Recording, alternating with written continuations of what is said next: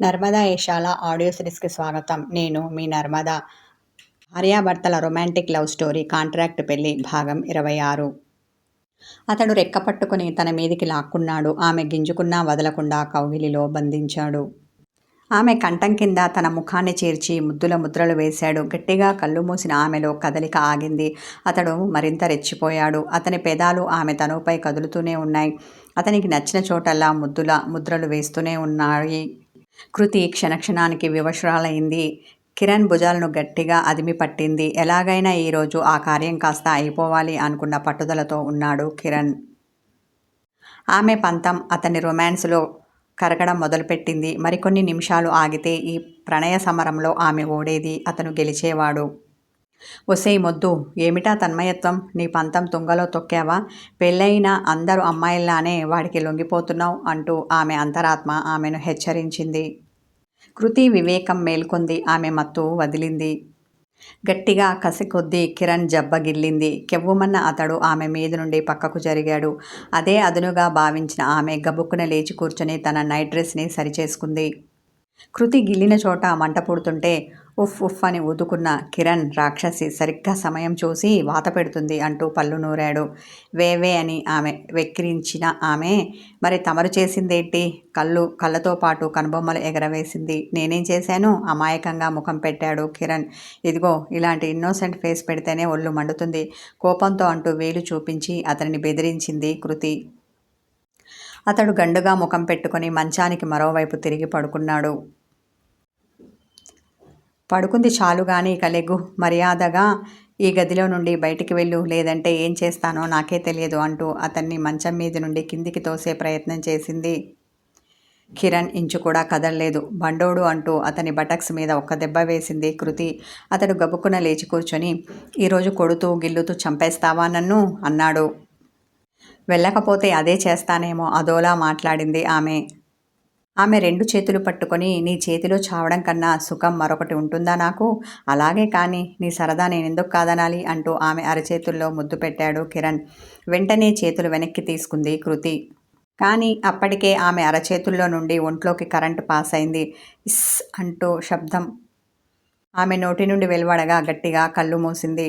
అతడు లోలోన నవ్వుకొని ఆమె సన్నని నడుముని తన రెండు పిడికిళ్ల మధ్య బంధించాడు. ఆమె కళ్ళు తెరిచి అతని చూసేలోపు ఆమె నాభి మీద ముద్దు పెట్టాడు. అంతే, ఆమె తనకు తెలియకుండానే అతని తలని తన పొట్టకు వేసి అదిమింది. కృతి మత్తుగా పిలిచాడు. మరింత మత్తుగా పలికింది ఆమె. నేను వెళ్ళను, నీ దగ్గరే పడుకుంటా హస్కీగా అన్నాడు అతడు. అతని ప్రేమ మైకంలో ఉన్న ఆమె అలాగేనని తల ఆడించింది. థ్యాంక్ యూ అంటూ ఆమె నున్నని పొట్టపై మరో ముద్దు పెట్టాడు. తను వెనక్కి వాలి ఆమెను తనతో పాటు మంచం మీదికి చేర్చాడు. ఈసారి అతని మునివేళ్లు ఆమె ఒంటిపై నాట్యం చేశాయి. ఏదో తెలియని హాయి, ఇంకేదో కావాలని మనసు ఆరాటం కృతిని నిలవనీయలేదు. ఇంతవరకు లేనిది ఇప్పుడు కొత్తగా అతన్ని పొందమని మనసు పోరు పెట్టింది. ఆమె ముఖం నిండా ముద్దులు పెట్టిన అతడు ఆమె పెదాల్ని అందుకొని ముద్దు పెడుతుంటే అతని పంటిఘాటుకి ఆమె పెదివి చిట్లింది. అంతే, అంతవరకు కృతిని కమ్మిన మైకం వదిలింది. పెద్దగా కళ్ళు తెరిచి అతని చెంప చెల్లుమనిపించింది. తమకంతో ఉన్న అతడు హతాశుడయ్యాడు. ఏం జరిగిందో అతని బుర్ర అర్థం చేసుకోవడానికి 2 నిమిషాలు పట్టింది. బుగ్గ చుర్రుమంటుంటే తన చేతిని చెంప మీద పెట్టుకొని ముఖం మార్చుకున్నాడు. డోరు వైపు వేలు చూపించి గెట్ లాస్ట్ అని గట్టిగా అరిచింది కృతి. ఆమె అంత గట్టిగా అరవగలదని ఊహించని కిరణ్ ఉలిక్కిపడ్డాడు. ఆమె ఉగ్రరూపాన్ని చూసి వెళ్ళనని మొండి చేయలేకపోయాడు. తల ఆడించి భుజాలు వేలాడేసుకొని ఓడిన వీరుడిలా చిన్నగా నడుచుకుంటూ తలుపు తీశాడు. వెళ్ళాలనిపించక తల తిప్పి ఆమెను చూశాడు కిరణ్. ఎరుపెక్కిన కళ్ళతో అతన్నే చూస్తూ ఉంది కృతి.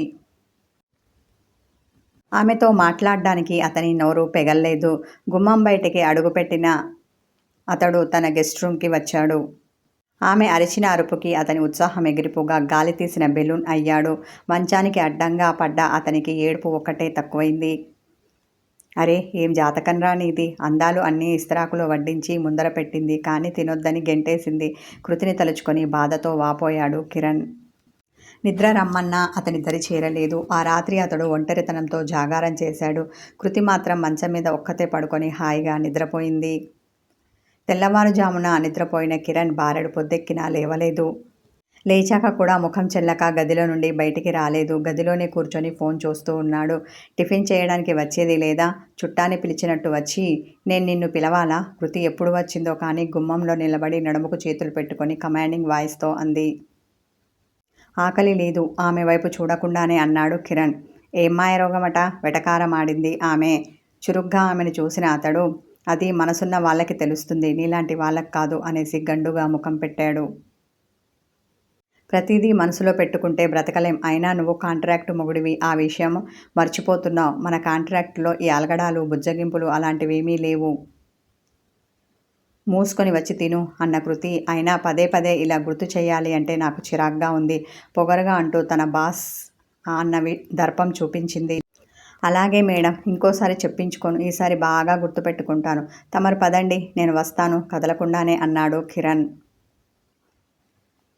ఎక్స్ట్రా చేయకుండా మూసుకొని పద ఆర్డర్ వేసింది ఆమె. నేను అర్జెంటుగా దీనికి వెళ్ళాలి అన్న అతడు తన చిటికెన వేలు చూపించాడు. ఎప్పుడు ఎవరితో ఏం మాట్లాడాలో తెలియదు. నుదురు కొట్టుకొని రుసరుసలాడుతూ వెళ్ళింది కృతి. అతడు వాష్రూమ్ యూజ్ చేసుకుని డైనింగ్ టేబుల్ దగ్గరికి వచ్చాడు. అతడు వచ్చే వరకు ఆమె తినకుండా అలాగే కూర్చుంది. నన్ను మొగుడిలా చూడనప్పుడు ఇంకా ఇలా ప్రతివ్రతా ధర్మం పాటించడం ఎందుకు? ఆకలేస్తే శుభ్రంగా మెక్కాల్సింది వెటకారంగా అన్న అతడు తనకు కావలసింది తను వడ్డించుకున్నాడు. మరి నాకెవరు పెడతారు? టేబుల్ మీద మోచేతులు ఉంచి అరచేతుల్ని గదవ కింద పెట్టుకొని కూర్చున్న ఆమె అతన్ని సూటిగా చూసింది. వడ, కొబ్బరి పచ్చడి ముంచి నోట్లో పెట్టుకుంటున్న కిరణ్ దాన్ని పక్కన పడేసి ఆమెకు వడ్డించాడు. గుడ్ ఎంప్లాయ్ అంటే ఇలా ఉండాలి అంటూ వస్తున్న నవ్వుని పెదాల మాటున దాచింది కృతి. అలాగే మేడం, చేతులు కట్టుకొని తల ఆడించాడు. అతి వినయం ధూర్త లక్షణం, మరీ ఓవర్గా నటించకు, మొదటికే మోసం వస్తుంది. సంవత్సరం అగ్రిమెంటు పూర్తి కాకముందే మళ్ళీ వెళ్ళి నువ్వు నీ పెంట్ హౌస్లో పడతావు అంటూ అతన్ని హెచ్చరించింది. తెలుసు మేడం, మీరు నిమిషాలకోసారి నేను ఎంప్లాయీని అన్న విషయం గుర్తు చేయాల్సిన అవసరం లేదు అన్న అతడు ప్లేట్ పట్టుకొని హాల్కి వచ్చి సోఫాలో కూర్చున్నాడు. ఓ ఏంటి అలా వెళ్ళావు? ఇక్కడ నేనొక్కదాన్ని తినలేను అంటూ అతనిని గుర్రుగా చూసింది కృతి. ఎంతైనా మీరు బాస్, నేను ఎంప్లాయ్, ఒక్క దగ్గర కూర్చొని తినకూడదు కదా, అందుకే ప్లేట్ ఇక్కడికి తెచ్చుకున్నాను. మీరు మహారాణిలా అక్కడే కూర్చొని హాయిగా తినండి. ఏమన్నా కావాలంటే చెప్పండి, వచ్చి వడ్డిస్తాను అన్నాడు కిరణ్. ఈ తింగరోనికి తిక్క బాగానే ఎక్కింది అనుకొని పళ్ళు నూరుకున్న కృతి హాల్లో కూర్చున్న కిరణ్ని చూస్తూ తినేసింది. కిరణ్ మాత్రం ఒక్కసారి కూడా ఆమె వైపు తిరిగి చూడలేదు. తన కళ్ళు చెవులు టీవీకి అప్పగించాడు. అందులో ఓల్డ్ సినిమా వస్తుంటే చూస్తూ ఎంజాయ్ చేశాడు. ఈ యాటిట్యూడ్ ఎంతసేపు ఉంటుందో చూస్తాను అనుకున్న ఆమె అతన్ని కదిలించలేదు. హారిక అటెండర్తో ఫైళ్లు పంపిస్తే సాయంత్రం వరకు అవి చూస్తూ కూర్చున్నాడు కిరణ్. కృతి ఫోన్లో మాట్లాడుతూ ఆఫీస్లో పనిచేస్తున్న వర్కర్లకు పనిని పురమాయించింది. మంగమ్మ చీకటి పడకముందే వచ్చి వంట చేసి వెళ్ళింది. ఆమె వెళ్ళాక స్నానం చేసి పింక్ కలర్ జార్జెట్ చీరకు కాంట్రాస్ట్ బ్లౌజు వేసుకుంది. జుట్టుకు చిన్న క్లెప్పి పెట్టి వదిలేసింది. నుదుట లైట్ మెరూన్ కలర్ బొట్టు బిళ్ళ, కళ్ళకు కాటుక, పెదాలకు లిప్ కేర్ పెట్టుకుంది. వయ్యారంగా నడుచుకుంటూ హాల్కు వచ్చింది కృతి. అప్పటి వరకు వర్క్ చేసి అలాగే బద్ధకంగా కూర్చొని ఉన్న కిరణ్ కృతిని చూశాడు. అతని గుండె లయ తప్పింది. ఇంత క్యూట్గా రెడీ అయి నా మనసును లాగుతావెందుకు? దూరం పెడుతూ విరహాన్ని రేపి గుండెకు గాయం చేస్తావెందుకు? మనసులో అనుకొని హృదయం మీద చేత్తో రాసుకున్నాడు కిరణ్. ఆమె తిట్టిన తిట్లన్నీ మర్చిపోయాడు. నువ్వు ఈ చీరలో చాలా హాట్గా క్యూట్గా ఉన్నావు అంటూ మైమర్పుతో ఆమెని దగ్గరికి తీసుకొని హక్ చేసుకున్నాడు. కౌగిలి విడిపించుకొని నేనిప్పుడే ఫ్రెష్ అయ్యి వచ్చాను, నువ్వు చూడు ఎలా ఉన్నావో, పనిచేసి అలసిపోయాక కనీసం ఫ్రెష్ అవ్వాలి అని కూడా తెలియదా? వెళ్ళి ఫ్రెష్ అప్ అయ్యిరా, ఆకలేస్తోంది, డిన్నర్ చేద్దాం అంది కృతి. రాత్రిలా అతను హక్ చేసుకున్నందుకు కృతి ముఖంలో సిగ్గు కానీ బాడీలో రొమాంటిక్ ఫీలింగ్ కానీ కనిపించలేదు. నా మీద మేడం గారికి పీకల దాకా కోపం ఉంది, అందుకే నేనింత రొమాంటిక్గా హత్తుకున్నా తనలో ఎలాంటి చలనము లేదు అనుకున్నాడు కిరణ్. సారీ కృతి, రాత్రి అలా ప్రవర్తించకుండా ఉండాల్సింది. ఓ భర్తగా తను చేసింది తప్పు కాదని తెలిసినా అపాలజీ చెప్పాడు అతడు. నువ్వు నన్ను తాకొద్దని నేను చెప్తూనే ఉన్నా, కానీ నా మాట ఎక్కడ విన్నారు? ఆమె కళ్ళల్లో నుండి కన్నీళ్లు టపటపా రాలాయి. కిరణ్కి ఏం మాట్లాడాలో అర్థం కాలేదు. పెళ్ళైన ప్రతి భర్త తన భార్యతో ఉండే చనువు కొద్దే కదా తను దగ్గరికి తీసుకుంది. చిన్నగా ఆమెలో ప్రేమ పుట్టించి శోభనం చేసుకోవాలి అనుకుంది. అది కూడా తప్పేనా? అరే, భర్త ప్రేమతో తనకు పెట్టిన ముద్దులను జీవితాంతం నెమరవేసుకోవాల్సింది పోయి నేనేదో తప్పు చేసినట్టుగా నన్ను కోపంతో తిడుతోంది, పైగా ఏడుస్తోంది అనుకోగానే మనసంతా బాధతో నిండిపోయింది కిరణ్కి. తన మీద తనకే కోపం వచ్చింది. అతనికి ఆకలి వేసినా తినాలి అనిపించలేదు. స్నానం చేసి తినడానికి రాకుండా తన గదిలోనే కూర్చున్నాడు. కిరణ్ ఎంతకీ రాకపోయేసరికి గదిలో ఏం చేస్తున్నాడు? నాకు బోలెడు ఆకలేస్తోంది, ఇంకో 5 నిమిషాలు చూస్తాను, రాకపోతే నేనే తినేస్తాను డైనింగ్ టేబుల్ మీద కూర్చొని అనుకుంది కృతి.